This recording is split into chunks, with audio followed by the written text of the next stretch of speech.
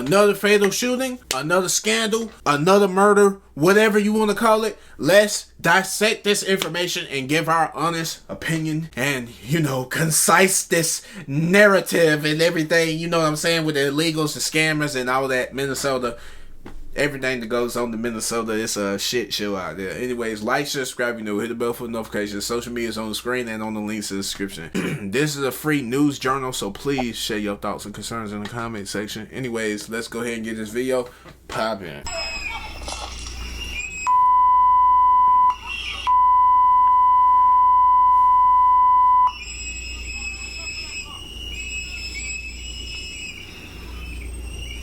Alright. Keep in mind, he just walked past. By he, I mean Alex Pretti. I don't know who the hell recording. This footage was obtained by CNN. You see him, he's right there.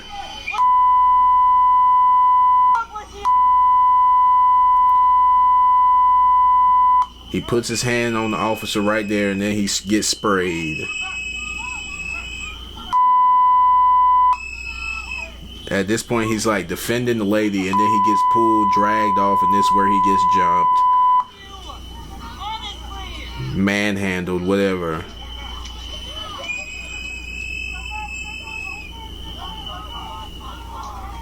They're still defending him off, and then and then that's where the shots fire. Before I get my thoughts, let's watch the other clip. Tim is here to talk about some perspectives on that. Yeah, right.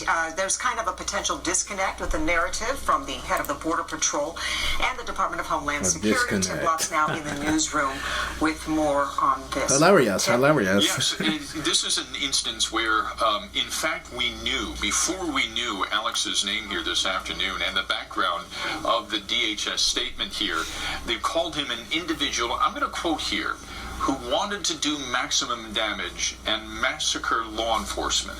That's their words, their statement. I think by now a lot of you have seen the videos, and so too is Rob Dorr, who is the president of the Minnesota Gun Owners Law Center. According to Chief O'Hara this afternoon, Mr. Pretti was a gun owner with a permit to carry. And as Rob Dorr looked at the videos, he noticed that there was no visible firearm on Mr. Pretti. And Rob also observed that Mr. Pretti was perhaps disarmed before he was shot. Now, Rob watched that video with us this afternoon during our live coverage here, and here's what he had to say. You see his arms are kind of pinned right in front of him as he's on the ground, and then then you see the agent in the gray coat there, who doesn't have a firearm in his hand, reach around and pull out a firearm. So right here you see it looks like the man's, I think Mr. Pretti's arms are pinned down in front of him. So he's not reaching for his hot firearm. Both hands are right there. Yeah. It's difficult to see what happens right in this second here, but we do see that the agent comes back with the firearm in his hand. That firearm matches the firearm that was photographed by DHS, saying that it was Mr. Pretti's firearm, and then that's when you hear the shots fired. And again, that's the perspective of Rob Dorr, who's the president of the Minnesota Gun Owners Law Center. And I can assure you, Rob is a frequent testifier at the state capitol on Second Amendment rights. And as a part of that same interview this afternoon, Rob noted to us that if Mr. Pretti had a permit to carry, it's not unlawful to be carrying while exercising your First Amendment rights. And Rob told us you don't have to pick between which rights you exercise. Karen, Simone?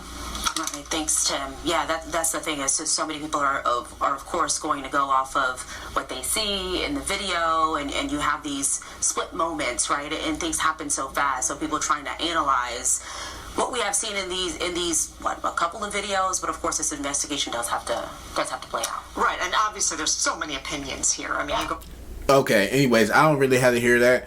We obviously know it's going to be a lot of opinions. Everybody is an investigator now. I mean, probably a lot of y'all is going to say the same thing about me.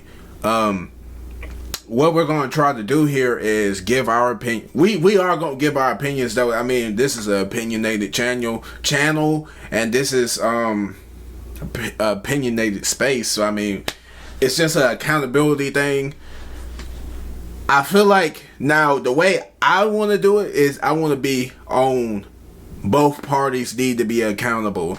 Like, okay, there's a difference between, because I don't know what he did before this happened, leading up to the shootings, because just like with the Renee Good woman, it was brought out like she was following around, she was in the way of people doing their job. Even if you think that people doing their job is right or wrong, what your opinion is, you're still in the way of them doing their job, and at the end of the day, you know how it ended. So that's all I'm gonna say about that. If you want to read that video, if you want to hear that video, watch it, analyze that video, then I'm gonna put it on the screen so you can check that out as well.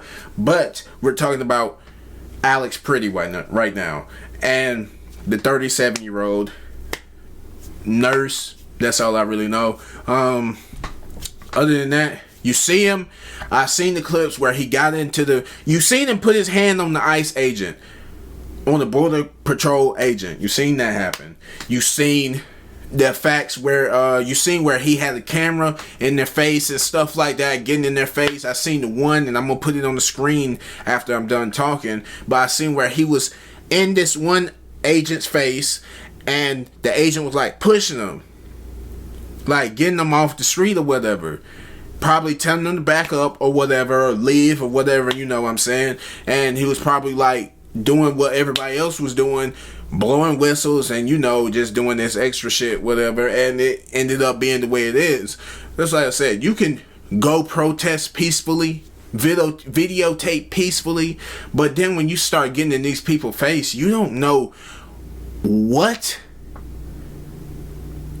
switches you're about to switch on and off in the border patrol agents, because a lot of them have a whole lot of, they have nerves of steel from some of the clips that I've seen, because they're standing there being patient doing their job, and then you got some that might snap on you. Now, I'm not saying that that's what happened, but I'm just saying that that's one thing that could happen when you go to these rallies and stuff like that, these protests, these riots, whatever you want to call it. You go here, you're kind of at a risk. And then he went and he's getting in people's face with a firearm. You don't know how people are going to take that. I'm not saying that he can't exercise his Second Amendment. I'm not saying that. But you're going there. You're going to these protests. You don't know how they're going to take it. So I'm just saying, if you want to stay protected, then you got to protect yourself. That's the only thing that I'm trying to exercise in this video right now. This fatal shooting could have been avoided. I'm just saying, you're fighting for people that would not fight for you, potentially. You're fighting for, I'm not even going to get into the part I was about to say. You're fighting for Minnesota right now when they don't even fight for their own people. They just want to go with the narratives to make it seem like it's one way when it's really another way. Because we all seen the fraud videos. We all seen the Somalian videos of what's going on with this community right now. It's in shambles. And the same politicians that's getting on here boohooing, crying, saying this is our... Bro, they really don't care about you. But you know what? If you want to see that, then I recommend you go to the Nick Shirley videos. Right there. Right there. Anyways, next video. Alright. Things got buried.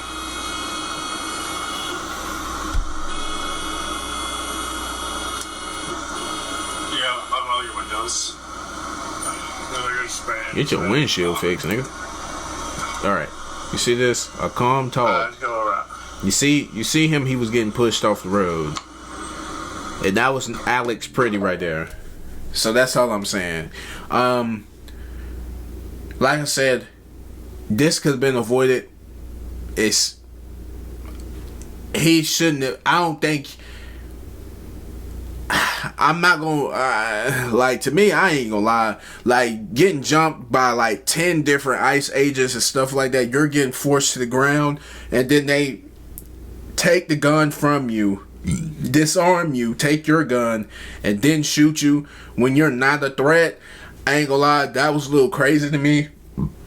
But at the end of the day, I really don't know what he said, so I'm not going to sit here and try to act like I really know the full story when I'm all the way in North Carolina. But from this angle, it looks really crazy right now. I ain't gonna lie. And whatever, man. I mean, it's a lot going on. But I mean, this is what I warned y'all about in 2026. This looks like a situation where an individual arrived at the scene to inflict maximum damage on individuals and to kill law enforcement. You just made claims that the individual posed a threat to law enforcement. That is no claim. It is the facts. The facts of this situation. This individual showed up to a law enforcement operation with a weapon and dozens of rounds of ammunition.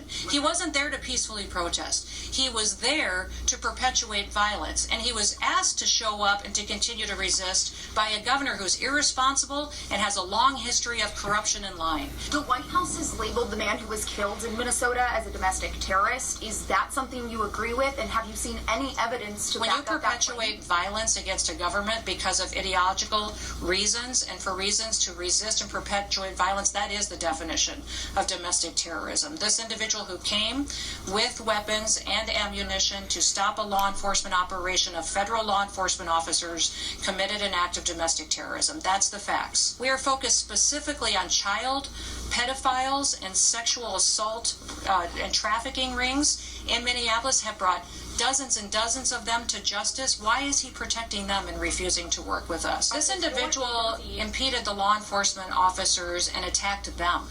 I state the facts as they unfolded on the street today. We were doing a targeted operation against an illegal criminal, and this individual came with a weapon and dozens of rounds of ammunition and attacked them. And these agents took action to defend their lives and to defend the lives of the people around them and acted according to their training. And we will continue to let this process go forward and not allow people like Governor Walz and Mayor Frey to lie about what actually unfolded on that street. It appears that they want this lawlessness to continue.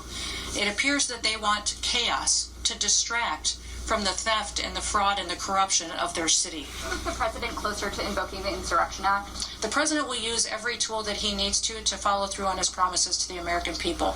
I'm proud to work for a president that wants to keep people safe, and he recognizes that political individuals like Governor Walz and Mayor Frey need to be met head on with recognizing that we're not going to allow them to distract us from what they facilitated for corruption in their state. We're going to treat Minneapolis exactly the way that we have treated every other city across this country. Okay, so it was confirmed that he stepped in to save somebody that was being detained by the ICE agent, and that's the lady or whoever that was in the very first video. That's who that was, and that's when the problem happened. So anyways, you see what I'm saying? Trying to be a hero, then play the victim. Are you a hero or a victim? That's what I'm trying to figure out. I mean, at the end of the day, it's sad to see, but I mean, this could have been avoided at the end of the day. Whatever your opinions is, please let me know in the comment section. That's what your job is. Let me know, was he a hero or was he a victim? Or was he both? Which I think he was probably both. Maybe. I don't know. I'm just going to leave that up to you. Is he a hero? Is he a victim? That's for you to decide. With that being said, we're going to go ahead and end this video off here. Like, share, subscribe if you're new. Hit the bell for a notification. Social media is on the screen and on the links in the description. This is a free news journal forecaster. This is everything. All of the above. This is the LeBron James of YouTube right here. Anyways, 2 videos on the screen. Links in the description, all that. You know what I'm saying? For the Instagrams and, you know, all my social medias. Anyways, check out my second channel called Rage and Fredo, and I will see you next video.